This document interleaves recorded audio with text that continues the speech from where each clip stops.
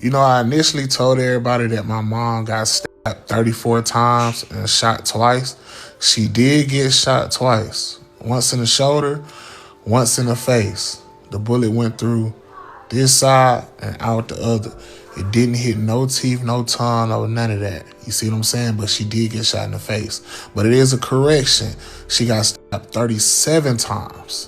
On January 17th, Columbus police responded to a call from the Sugar Mill apartment complex. They would find Latisha Walton shot twice and stabbed 37 times. Police say they would find the suspect, 50-year-old Felito Daniel, with zip ties around his neck and believe he drank antifreeze. They say this would all be self-inflicted, as they have found through the investigation that the purchase of many of those items were purchased earlier that day. She is making progress, okay? I seen my mama smile for the first time yesterday. She been talking. She's making progress. On January the 17th, I was shot 2 times, once in the face. See the little black spot? Yeah. Once in the face, once in the shoulder, well, in the back, but it came out of my shoulder right here. So let me tell you how good God is.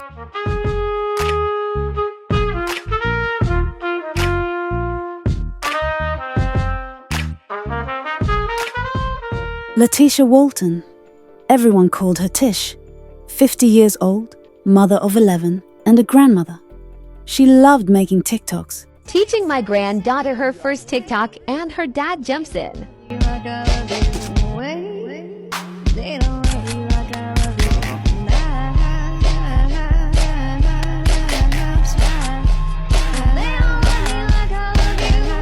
In this video, you'd see her talking about her tattoos, explaining how she turned a scar into something beautiful. Scar right here, right? So I didn't feel sexy or anything when I wore certain outfits, so I wanted to cover it up. So what Dim did was she used the scar as like the backbone or the spine of the butterfly, and now it's camouflaged. So that's the butterfly. Then I have a time clock, and I use 4:13. For I can do all things through Christ, which strengthens me. So that's what that represents. But there was someone who couldn't let her move forward. Someone who had been part of her life for 6 long years in what could only be described as a toxic cycle. On again, off again. A relationship that had become a prison she kept trying to escape. His name was Felito Daniel, 50 years old, the same age as Tish. For 6 years, they had been trapped in this dance. Together, apart, together again, apart again. But by February 2024, Tish had finally done what so many people in her situation struggled to do. She had ended it. She took back Daniel's key to her apartment. She was done. She was choosing herself, choosing peace, choosing life. What Tish didn't know was that for Daniel, her decision to walk away wasn't the end of their story.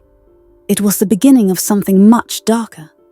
According to police testimony that would later emerge in court, the day Tish ended their relationship and took back that key, Daniel's behavior became chaotic. Witnesses would describe seeing him acting strange around the Sugar Mill Apartments complex where Tish lived. But strange behavior from an ex-boyfriend. That's something women deal with all the time, isn't it? The calls, the showing up uninvited, the refusal to accept that it's over. For almost a full year after their breakup, this continued. Daniel couldn't or wouldn't accept that Tish had moved on. And as the months passed, as Tish continued to build her new life. Paying attention, y'all seen that I've been in the gym consistently for the past month or 2. Something was building inside Daniel too.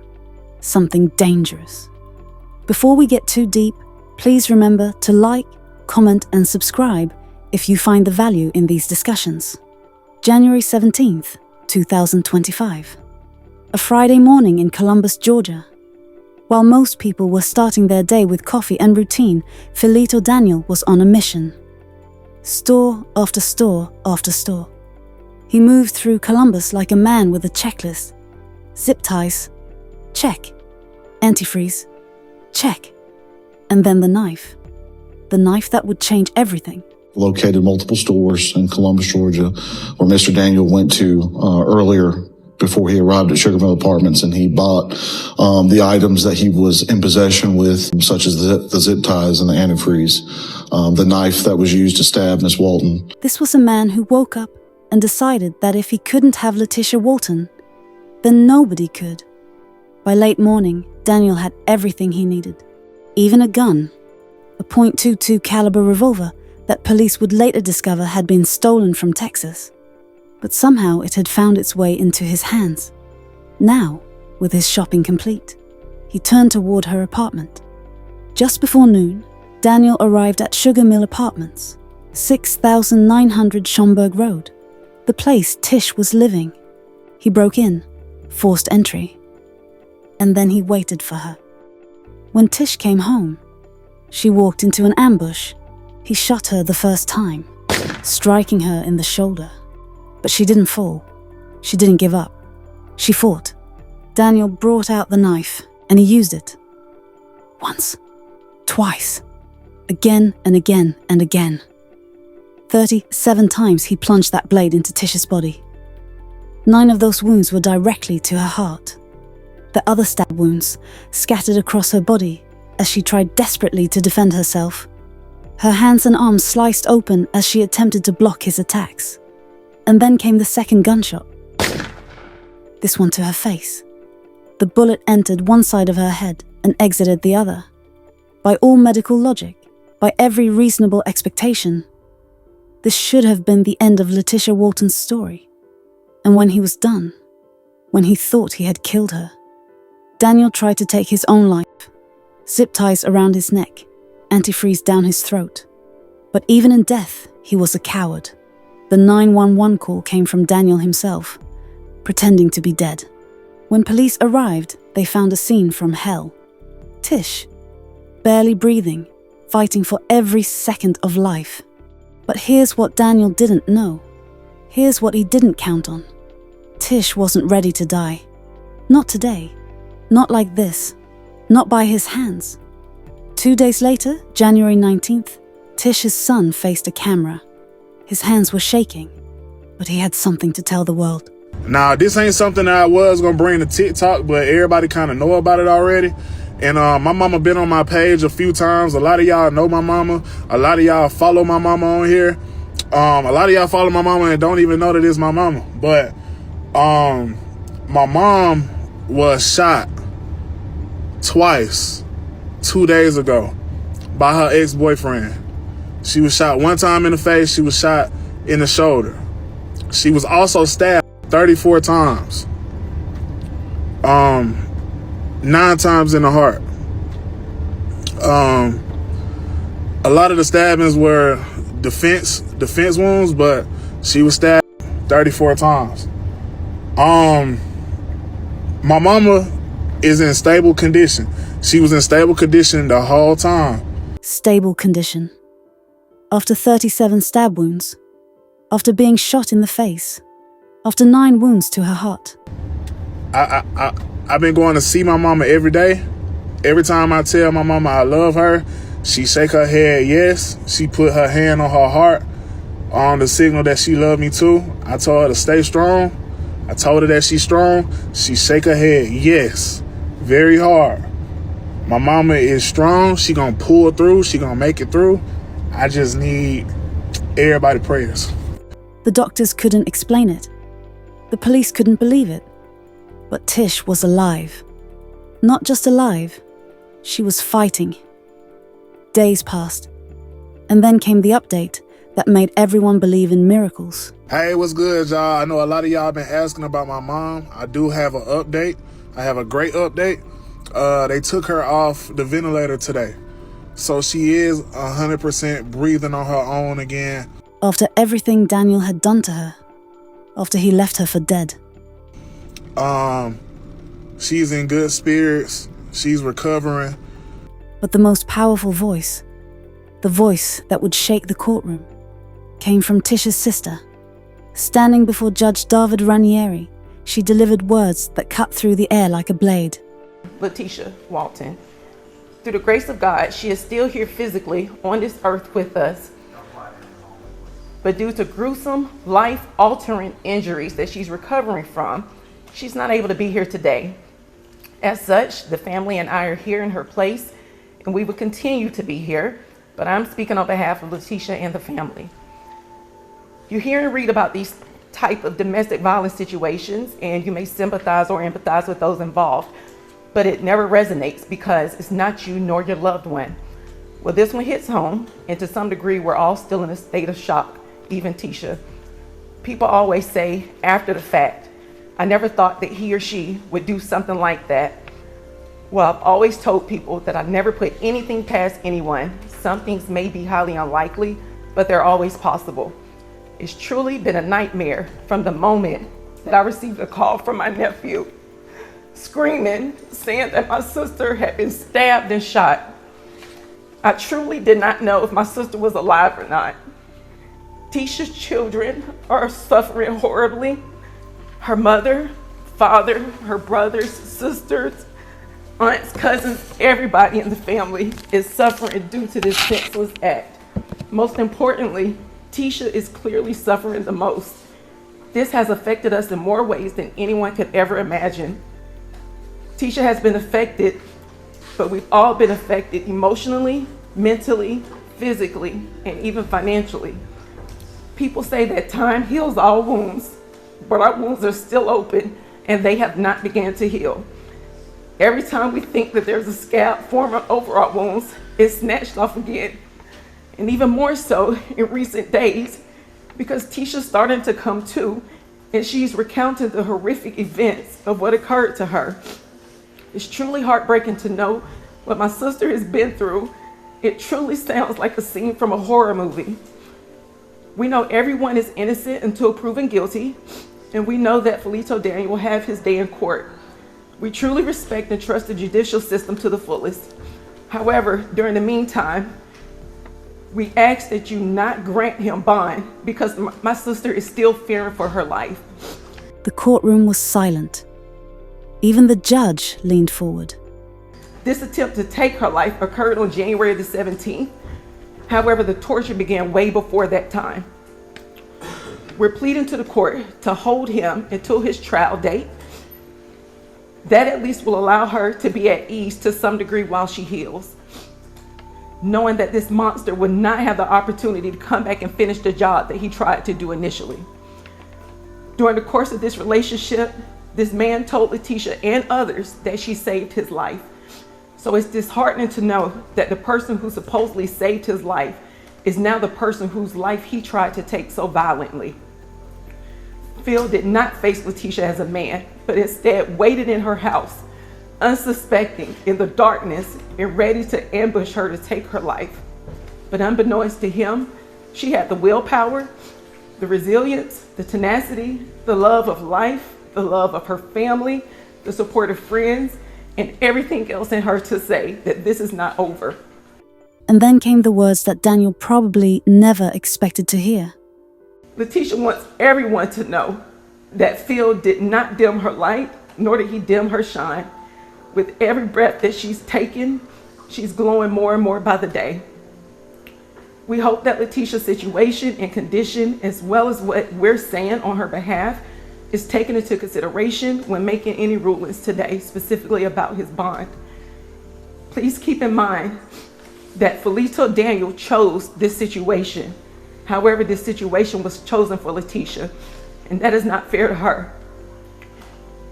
Lastly, I consulted with Letitia before coming here, and she wanted me to say something specifically. Felito was not the only one involved in this. His family enabled him. Specifically, Kiki, you played a role in this situation. You should be leading by example. You have grandkids, you're the matriarch of this family, and you're too old. It's time for you to put the bottle down and be the person that you should be. That's all I have to say, so thank you. No bond. Daniel sits in jail, facing aggravated assault, weapons charges, and burglary, each count carrying up to 20 years. Daniel thought he could take everything from her, but he forgot something important. You can't kill a woman's spirit. You can't murder her soul. Tish is still here, and she's going to keep shining.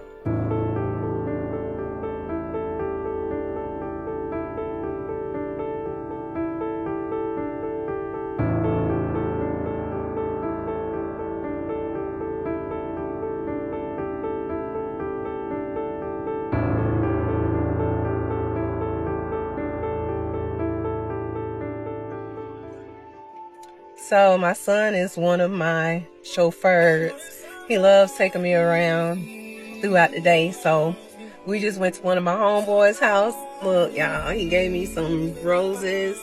And then, so now my son is taking me to the hair store because he know his mother loves to keep her hair done. This is my son. Say hey, Donnie. Say hey, Donnie. He's the baby boy, all right? So the baby boy be chilling. He just be cruising. So I got to see where we're going. We're going to the hair store now. And let's take a look here. After the hair store, he'll probably take me to get something to eat. And, oh yeah, he said we got to go to Publix. But I'm going to show y'all in a minute because no matter where we go, he opened car doors for me. He opened the doors for me because he know his mama a little cripple right now anyway. But even if I wasn't, he'll still open the door for me, okay? So, I'm going to cut this video off and wait till we get to the next store, okay? Peace. Okay, we at the store now. Now my son finna come open up the door for his mother. There he go. Smiling. He unbuckling the seatbelt, y'all, because, like I said, my hands, these things are no good for nobody. All right. He helping me get out the car. The truck high. Okay. All right. Oh, get mommy's wallet. Just get the whole purse in. Thank you. I'll hold. I know you don't want to help you got it. Okay. Great. Oh, mama got it. Got it. Let's see. My son carrying my bag. Most boys don't carry bags. He know my arms hurt. Gonna open the car door for his mom.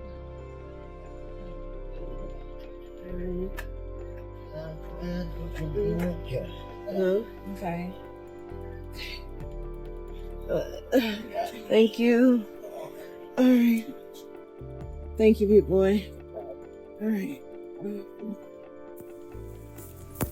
Hey y'all, so it's been a minute since we've talked, so I just want to give you an update on my recovery. So just to refresh everyone's memory, on January the 17th, I was shot 2 times, once in the face. See the little black spot? Yeah, once in the face, once in the shoulder, well, in the back, but it came out of my shoulder right here. So let me tell you how good God is. When I was shot in my face, it was a 22, so it skipped, right? The doctor said it was like playing skip rock on the lake. So it jumped over my cheek. I had stitches right here. It went through my nose, had stitches right here. It came down, and you see that scar right here? And believe it or not, it went through my mouth and I spit it out. Yeah. So my family was calling me Wolverine for a while. All right. So we get past that. This is a little difficult to say, but let me start off by saying I am so grateful that God saved me, right? But through it, I have now been deemed disabled. So, of course, the doctors aren't God. They said that the fingers, there's a low percentage that they'll work again. But, so if you see this, my left hand looks way better than what it was, but it doesn't close, right? So I can't make a fist. And then these fingers, horrible. And then on my right hand, these 2 fingers don't bend at all. So next week I'm having surgery again. So I'll be stitched up again. I hate that. But I have an amazing support team. They'll feed me, bathe me, clothe me, whatever. But I will say I don't do much. I sleep a lot. I know that's not good. I feel like I'm sleeping my life away. Although I am free, I feel like my mind is in jail. I can't let go. I can't let go of thoughts, visions, memories. I don't even look at my Facebook memories anymore. I promise you I don't. But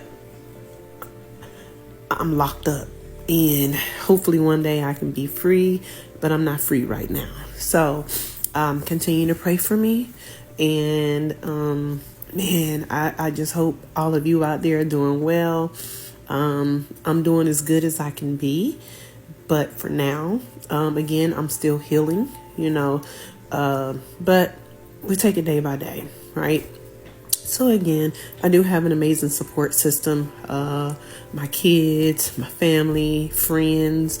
I have a best friend that does really well with me. My middle sister, but my baby sister, she's good too. All right, so the last video cut off. So I was saying that I have an amazing support system. So I'm not afraid of the procedure that I'm having next week. It's just a level of pain that concerns me, but I got through it once before. I'll get through it again.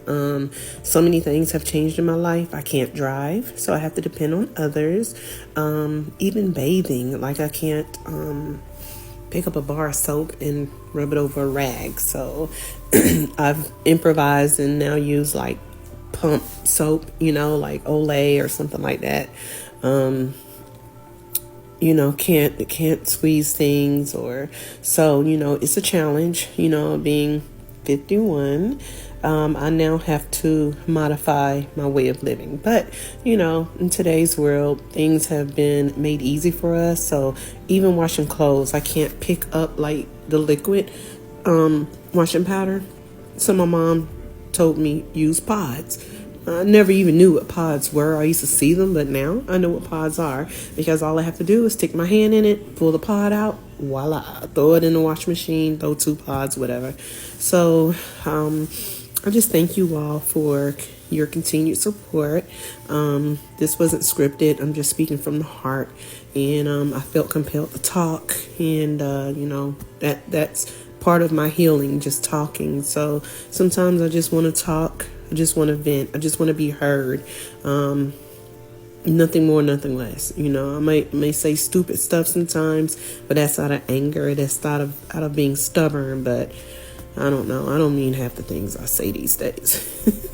But anyway, I love you all. Thank you for your support. You will hear more from me. I will continue to make content and be more consistent with my content. So I love you all. Until next time. See ya. I hope this story helps you recognize warning signs and encourage you to seek help or offer support before it's too late. I'll see you in the next episode of Crime of Passion. Thank you for watching.